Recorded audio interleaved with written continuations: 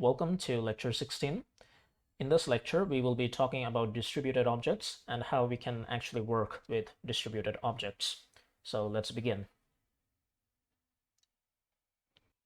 So before actually starting our discussion on distributed objects and remote objects, let's at first refresh our memory on what the object-oriented programming actually looks like.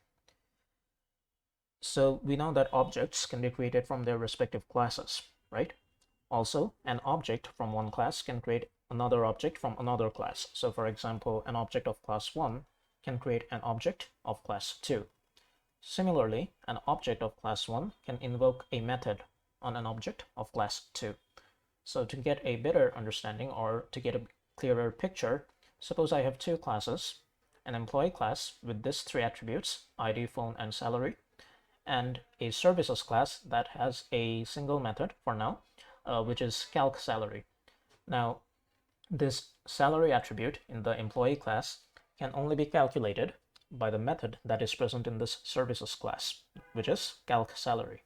Now, since these two are in separate classes, how are we supposed to achieve that? Well, it's pretty simple. The employee class can create an object of this services class, and then it can invoke the calc salary method on the object of the services class, right? And so as you can see here, I have written something like salary is equal to services object dot calc salary, and inside I am passing the employee ID whose salary I am trying to calculate. So this is the normal paradigm when it comes to object-oriented programming. But now, suppose that as a company, the way you have designed your entire architecture and entire application is like this. Your employees have a separate application, and your main company branch has a separate application. The application that the employees are using only contains this employee class, and the application that is present on the main office branch has the services class. Okay? So since these two classes are now in two completely separate machines, how is the employee class supposed to create an object of the services class, right? So that's where the concept of distributed object-oriented programming comes in.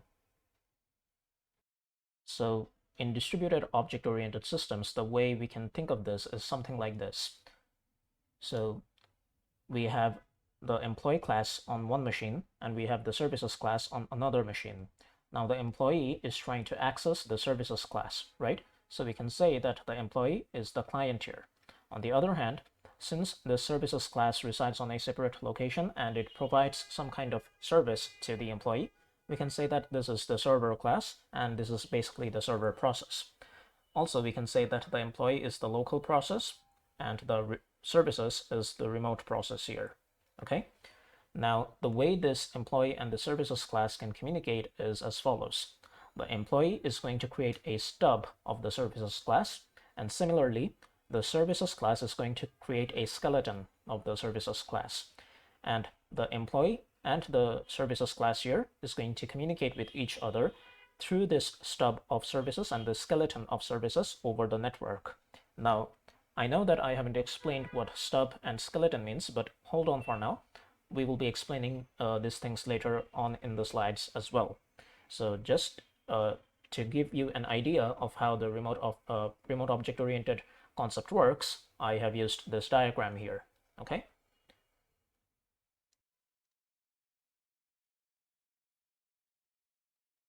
So to basically recap, the concept of distributed object systems is very simple. It extends the object-oriented programming that we are already used to distributed systems. That is, it allows objects to be distributed across multiple nodes. Here, nodes essentially means to multiple computers that are located in different locations. Local processes can operate on objects stored on other nodes, that is on other computers, in exactly the same way as operating on a local object. So this means that whenever a client process, that is a local process, tries to invoke a method on a remote object, it basically acts as if the remote object is another local object. Okay, the mechanism, that is the connection that is happening between the client and the server, is basically transparent. So it almost treats the whole operation as a local method call and not a remote method call. So it essentially mimics the client-server model that we are already used to. So as I mentioned earlier, the local process is the client and the remote object, that is the remote process hosting object, is the server. It allows interoperability of heterogeneous systems. So for example, your client may be written in one language for one platform, and your services, that is your server, can be written in another language for another platform. And still, the two of them may be able to communicate with each other. Now, whether or not the client and the server will be able to support interoperability of heterogeneous systems like this depends on the kind of technology that you use. So here I have mentioned something called RMI, right? So RMI is a Java implementation of this distributed object systems, and it requires that both the client and the server are written in Java. On the other hand, there is another technology called CORBA, which allows the interoperability of heterogeneous systems like this. So it doesn't really matter whether your client is written in one language or not, and your server is written in another language. So we'll be taking a look at those later on as well. So the advantages of distributed object systems is obviously modularity, reusability, extensibility, and interoperability. So modularity means that since your client and your server are essentially two completely different modules, you can easily swap one out and replace it with some other module, and your program and your services will operate just fine. Reusability means that you will be able to essentially reuse one module in some other application depending on your application's needs. Extensibility here basically defines that you can extend your application however you like. So for example, in the future, you wish to support some new features in your application.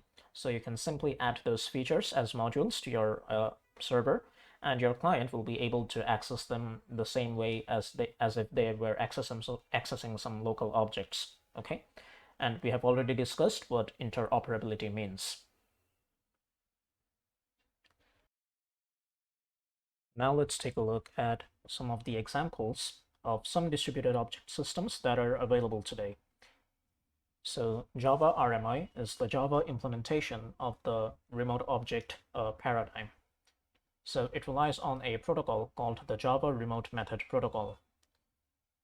It is portable across operating systems, but the condition is that these operating systems must support JVM, that is Java Virtual Machine implementation. So this essentially requires that both the client and the server are written in Java language. So essentially you do not get interoperability of different platforms or different languages when it comes to using Java RMI. The other example that we will be talking about is CORBA.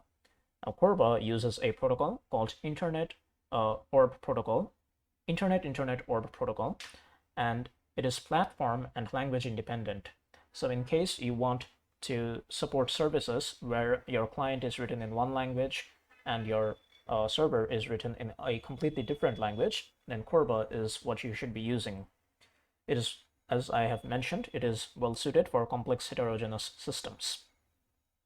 The other distributed object system that we will be talking about is DCOM, which stands for Distributed Component Object Model. Now, DCOM is Microsoft's proprietary technology for implementing this object-oriented paradigm when it comes to remote object invocation and remote object usage. So it supports remote objects by running on a protocol called Object Remote Procedure Call. It is language independent, but the condition is that it requires a COM platform like a Windows machine. Okay, so as I have mentioned, it is a Microsoft's proprietary technology. So now I will be giving you a brief overview of how Java RMI works. But before that, there are some terminologies that you guys should be aware of. So let's see. The first terminology that we will be studying is stub. So this is something that I have mentioned earlier, right?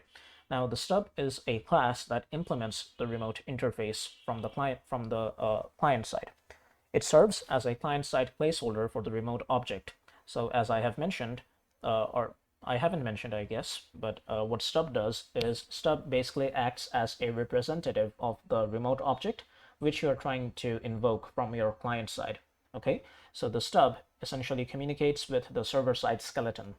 All right, now server-side skeleton is another terminology that we have mentioned before. So the server-side skeleton is the stub's counterpart on the server side. Okay, so the stub on the client side communicates with the skeleton on the server side. Both of this communicate over the network. The skeleton actually knows the real remote objects. That is, the skeleton is aware of the actual location of the remote object, and it delegates all the requests incoming from the stub to the actual remote object and returns the response generated by the real remote object to the stub. Then the stub basically transfers that response back to the client. So to recap, what happens is stub is essentially a representative of the remote object that you're trying to create or that you're trying to invoke a method on the client side. Okay, this stub takes the request from the client and it transfers this request over the network to the skeleton that is present on the server side. Now the skeleton takes this request and it passes this request to the actual remote object on the server side. Now, after the actual remote object generates the required response, it transfers that response back to the skeleton, and after that, the skeleton transfers that response back to the stub. Okay. Now, there are two other terminologies that we will be looking at, which is marshalling and unmarshalling. Now, marshalling is the process by which arguments and return values are converted into a stream of bytes that can be sent over the network. So what that essentially means is when the stub sends the required request to the skeleton over the network, it can't really pass on actual values or arguments, right? So the stub performs a process called marshalling, which essentially converts the arguments or the values that the client is trying to send to the server into stream of bytes, essentially. And the stream of bytes can be easily sent over the network. Now, unmarshalling, as you might have guessed, is exactly the opposite process of the marshalling process. So on the server side, the skeleton takes the marshaled bytes of code or marshaled stream of bytes, and it converts those stream of bytes back into the actual arguments and values, and then feeds them to the remote object. Okay, so that's what happens when it comes to marshalling and unmarshalling. So now we can actually move on to an overview of the RMI technology. So as I have mentioned earlier, RMI is Java's own implementation of the remote object technology that we have been discussing so far. So RMI is a core Java API and class library that allows Java programs running in one Java virtual machine to call methods in objects running in a completely different virtual machine, even when the two virtual machines are running on physically separated hosts. So essentially, RMI is a Java API. This API allows one Java application residing on one Java virtual machine to call methods that are present on a completely different Java virtual machine that is present on a completely different physically separated host. Okay. A remote object, which is an object with methods that can be invoked from a different JVM other than the one in which the object itself lives on a server. So the remote object in question, that is the object which the client is trying to access, lives on the server side. Now, each remote object implements one or more interfaces that specifies which of its methods can be invoked by clients. So essentially, the remote object defines some interfaces, and these interfaces define which methods can be invoked by the client side. Okay? Now, if we were to chalk down the exact sequence of operations that we need to perform, if we are intending to implement an RMI solution, is as follows. So at first, we have to define or develop the interfaces that actually define which methods can be, or which remote methods can be invoked by the client. Okay, and these interfaces are special because these interfaces will have to extend the java.rmi.remote class. Now, all this remote class does is it basically marks those methods as methods that can be invoked by the client side. Okay. Next, we have to develop a class that is a servant class, which implements the interface. So we have developed the interface in step 1. Our next step is to actually write classes that implement those interfaces. Okay, and these classes are special as well because these classes will extend the java.rmi.server.unicast remote object class. Now, this unicast remote object class essentially contains the required code to generate your stubs, your skeletons, and to perform marshalling and unmarshalling. So those things basically are performed by this class, and the programmer does not have to perform necessary operations to create those stubs and skeletons themselves. Okay, those will be generated automatically by this class. Next, we have to develop a server class that actually provides a container for the servants. That is, it creates the servants and registers them at the naming service. So this is actually interesting. So suppose you have created your interfaces and you have created classes that implement those interfaces. But now the question is, how is the client supposed to find those interfaces or those classes, right? There needs to be some sort of way for the client to know that these classes are actually, or these interfaces are available on the internet and they can be accessed over the network, right? So the way you actually tell the client that these classes are available to be invoked is through something called the naming service. So this server class that you develop will essentially register all those interfaces that you have defined into a very special naming service. And after you actually register them through your server class, or after you actually register those interfaces through your server class to the naming service, your clients will be able to find or look up those services through this naming service registry. We will be taking a look at that later in our RMI implementation. Finally, we have to develop a client class that gets a reference to the remote object and call its remote methods. So basically, this client class will be calling the remote objects and invoking the remote methods. So whenever the client actually invokes the remote methods on the remote objects, it is almost as if it is invoking objects on a local class. Basically, what that means is the whole operation here, that is this creation of stub, creation of skeleton, marshalling, unmarshalling, passing of parameters and values over the network, all these things basically remain transparent. The client is basically remains unaware of all these operations.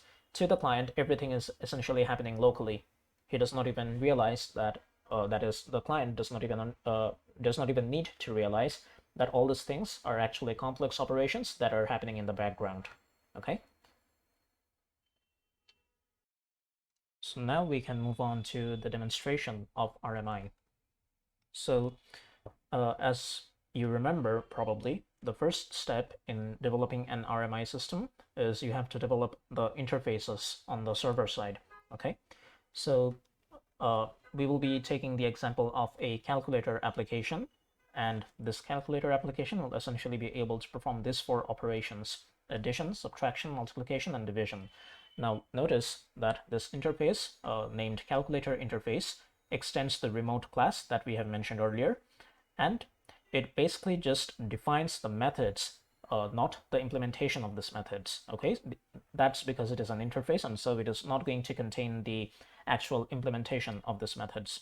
Also notice that all these methods throws the remote exception. So this remote exception basically handles all kinds of exceptions that will occur because of network failure or things like that. Okay. So next, what we have to do is we actually have to create the implementation of this methods, right? So let's go ahead and do that. So here we have the implementation of the calculator interface that we saw in the last slide, and we have just simply named it calculator interface implement.java. Okay. Now, this implementation class is going to extend the unicast remote object class that we have mentioned earlier, and it is going to implement the calculator interface that we have seen in the last slide. Now, this the constructor of this class is going to call super, which essentially means that it is going to call the parents constructor. That is, it is going to basically call the constructor of the unicast remote object class. Now, the constructor of the unicast remote object class will basically perform the operations that I mentioned earlier. That is, it is going to create the stubs, the skeletons, and it is going to perform operations like marshalling and unmarshalling. Okay.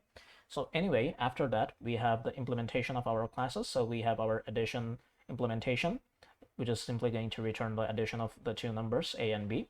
And similarly, we have the implementation of the rest of the methods like subtraction, multiplication, and division. Okay. Now, one last class that we have to create on the server side is the actual server class itself. That is the class which is going to register this service that we are providing. That is this calculator service that we are providing. It is going to register that service on the network so that our clients can actually find this services or the service. So the server class is going to be a very simple normal main class, or a very simple class that is going to have a main method. And inside this main method, we will be creating an object of the implemented class that we have created. Okay, so the implemented class that we have is calculator interface implement, if you remember. So we will be creating an object of that class, and we will be registering that object to a specific unique name. Okay, so for that, we will be using the naming class. Now this naming class is present under the java.rmi.naming package, or sorry, java.rmi.naming class. And this java.rmi.naming class contains a static method called rebind. This rebind method basically registers this server object to a specific unique name, which is here rmi:/calculator.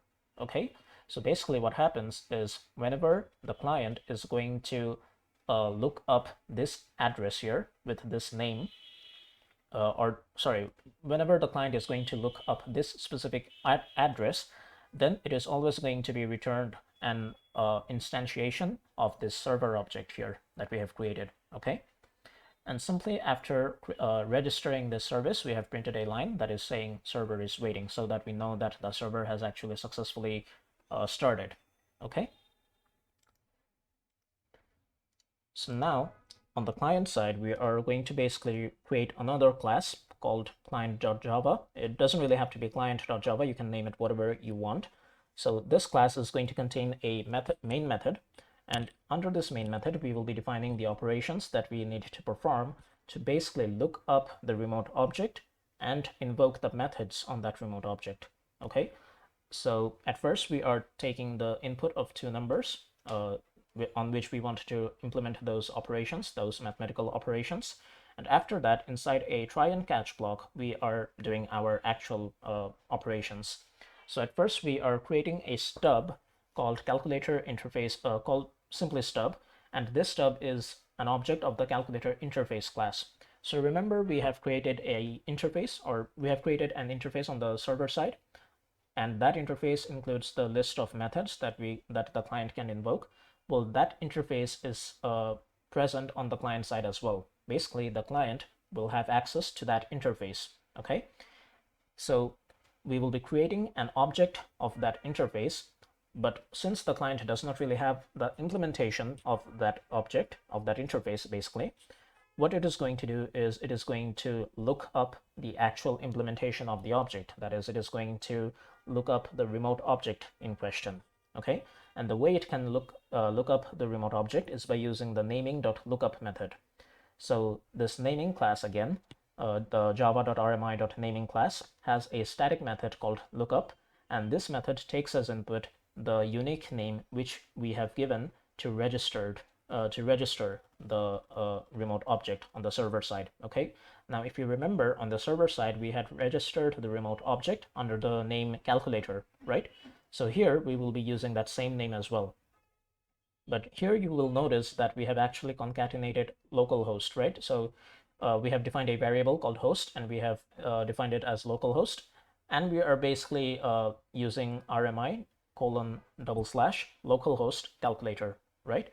So obviously, if you have purchased a domain name from somewhere, you will be writing here that name of that domain instead of localhost, okay? And your client will be able to look up the name of the remote object that you have registered on that network. So anyway, after getting the required stub from the naming.lookup method, we are basically invoking the required methods on that stub, right? So we have stub.add, stub.subtract, stub.multiplication, and stub.division. And basically, there is all there is to it when it comes to RMI implementation. Now let's actually see these things in action. So now that we are actually done creating our classes, now we have to compile our classes, right? So on the left hand side, I have opened one console, and on the right hand side, I have opened another console. The left hand side console is going to work as the server side console, and the right hand side console is going to act as our client side console. Now on the server side console, we have to compile two classes, basically the implementation class and the actual server class. So to compile the implementation class, what you have to do is, obviously, at first you have to navigate to the directory where you have saved your Java files. And after you have actually navigated to that directory, all you have to do is write javac and then the name of the implementation class. So calculator interface implement dot java. Okay, so we didn't get any error, which means that our calculator interface implement.java file has been successfully compiled, and calculator interface implement.class file is going to be generated in that directory. After that, we want to generate our server class. So we will be doing something similar. We will simply write javac server.java. So as we have named our server class as simply server, so that's why we have written server.java. And similar to our interface implementation class, our server.java file is going to compile a server.class file on the server side. Okay, now heading back to the client side, we will be creating or we will be compiling that interface class. So remember, I have mentioned earlier that the client is going to have access to the interface class, right? So this is important. You actually have to compile the interface class on the client side. So here we will write javac calculator dot java. Sorry, calculator interface dot java. Okay. Next, we have to compile the actual client class, right? So we will write javac client.java. There we go. So all the necessary classes have been successfully compiled. Now all that's left is to actually call that method or call that remote object from the client side, right? Not exactly. On the server side, we actually have to start something called the RMI registry. Now the RMI registry is a special process which basically starts the registry RMI registry, and our server can then actually register that remote object on that RMI registry. Okay, so for that, on the server side, all we have to do is write something like start RMI registry.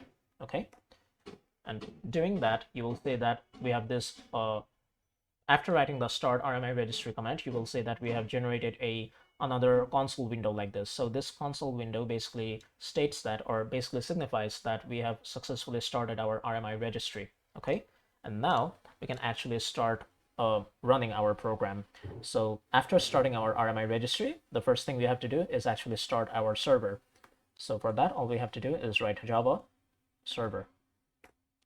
Okay, so if you remember, on our server.java file, we had printed a line called server is waiting, right? So we had also mentioned that if this line is printed, we can say that our server has successfully started. Okay, now on the client side, we will be calling the client class that we have generated by writing this javac client.java command, right? So we will simply be calling that client class. That is, we will be simply running the program on the client side. And here, as you can see, we are actually getting the required input from our client application. So suppose the first number is 2 and the second number is 6. And there you go. You can see that we are actually getting the results, right? We get the addition is 8, the subtraction is -4, the multiplication is 12, and division is obviously 0 because 2 is less than 6. So yeah, we can basically understand that our RMI example here is actually working. Now, to show you that this is actually working, what I'm going to do is I'm going to stop this registry process. Okay, I'm going to stop this RMI registry process, and then let's test whether our client-side program actually runs or not. So let's close this. So basically our RMI registry service has stopped. So basically, theoretically, we should not be able to run our client-side program anymore. So let's see what happens here. So we write down the same command, java client, So now our program has actually started running, right? But we really haven't invoked any of the remote methods yet. So this isn't really the final picture that we're trying to see. So let's input 2 and 5 this time, hit enter. And now you can see that we actually got an error, right? And the error is java.rmi connection exception, connection refused to host a localhost, nested exception, and blah, blah, blah, and so on. So this is happening because we have actually stopped the RMI registry service, which basically means that our client program here cannot really look up the remote object that is present on the server side, okay? And so we can say that our RMI implementation here is working perfectly. So this is how you can actually implement RMI technology if you intend to, or if you plan to develop any Java-based application that is going to require remote method invocations like this. All right. Now, before ending things off, let's take a brief overview of CORBA. So CORBA is a product of the OMG group, or the Object Management Group, which is a large consortium of companies that is devoted to improving remote object method invocation.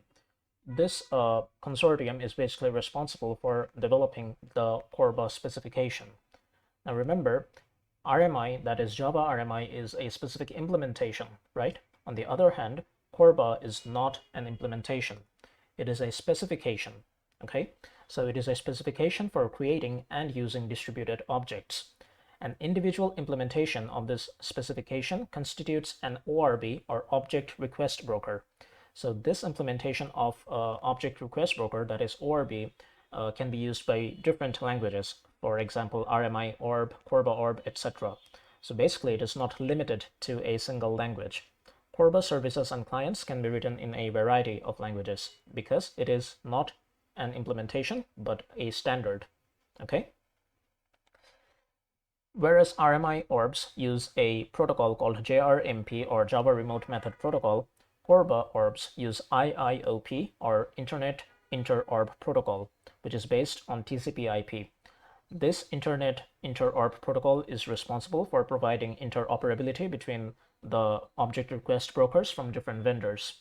So this basically ensures that the CORBA specification supports interoperability between multiple platforms and multiple languages. So another fundamental difference between RMI and CORBA is that whereas RMI uses Java to define the interfaces for its objects, CORBA uses a special language called Interface Definition Language, or IDL, to define those interfaces, okay?